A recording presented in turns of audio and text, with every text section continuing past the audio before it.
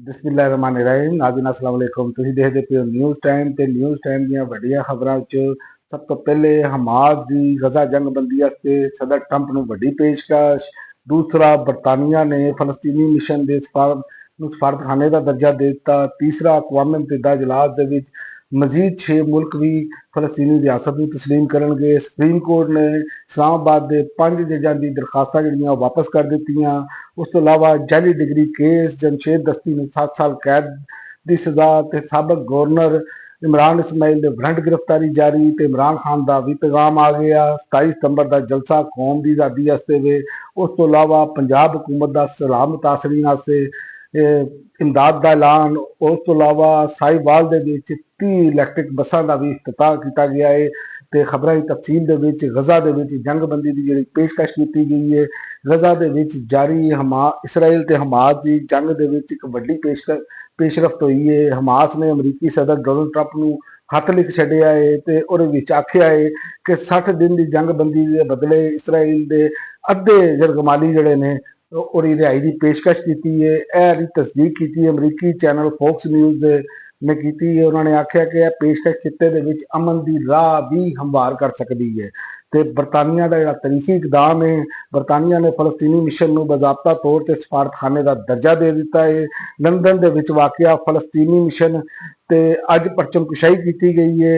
ਇਹ ਫੈਸਲਾ ਫਲਸਤੀਨ ਦੇ ਆਲਮੀ ਸਫਾਰਤੀ ਮੁਕਾਮ ਨੂੰ ਤਸਲੀਮ ਕਰਨ ਵਾਸਤੇ ਇੱਕ ਵੱਡਾ ਕਦਮ ਕਰਾਰ ਦਿੱਤਾ ਜਾ ਰਿਹਾ ਹੈ ਤੇ ਫਲਸਤੀਨ ਦੀ ਹਮਾਇਤ ਦੇ ਵਿੱਚ ਇਜ਼ਾਫਾ ਹੁੰਦਾ ਜਾ ਰਿਹਾ ਹੈ। ਅਕਵਾਮ ਮੁਤੱਹਿਦਾ ਦੇ ਇਜਲਾਸ ਦੇ ਵਿੱਚ ਫਰਾਂਸ, ਸਾਊਦੀ ਅਰਬ ਦੀ ਮੇਜ਼ਬਾਨੀ ਦੇ ਵਿੱਚ 6 ਮਜ਼ੀਦ ਮੁਲਕ ਜਿਹੜੇ ਨੇ ਫਲਸਤੀਨੀ ਰਿਆਸਤ ਨੂੰ ਤਸਲੀਮ ਕਰਨ ਦਾ ਐਲਾਨ ਕਰਨਗੇ।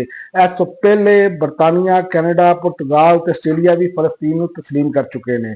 ਇਸਰਾਈਲ ਔਰ ਅਮਰੀਕਾ ਨੇ ਇਜਲਾਸ ਦਾ ਬਾਈਕਾਟ ਕੀਤਾ ਹੈ ਤੇ ਇਸਲਾਮਾਬਾਦ ਹਾਈ ਕੋਰਟ ਦੇ ਜੱਜਾਂ ਦੀ ਦਰਖਾਸਤ ਵਾਪਸ ਕਰ ਦਿੱਤੀ ਗਈ ਹੈ।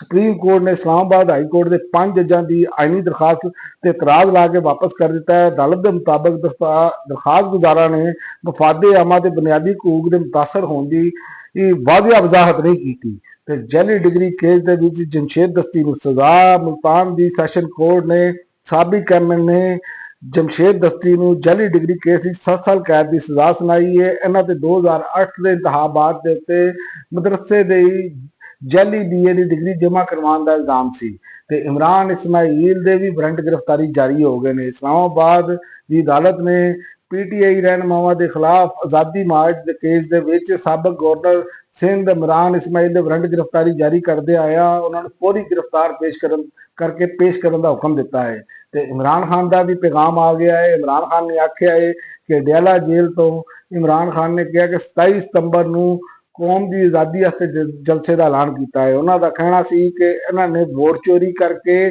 ਸਜ਼ਾ ਯਾਫਤਾ ਬੰਦਿਆਂ ਨੂੰ ਸਾਡੇ ਤੇ ਮੁਸੱਲਤ ਕੀਤਾ ਹੈ। ਉਹਨਾਂ ਦਾ ਕਹਿਣਾ ਸੀ ਕਿ ਅਦਿਆ ਤੇ ਦਬਾਅ ਪਾਇਆ ਜਾ ਰਿਹਾ ਹੈ।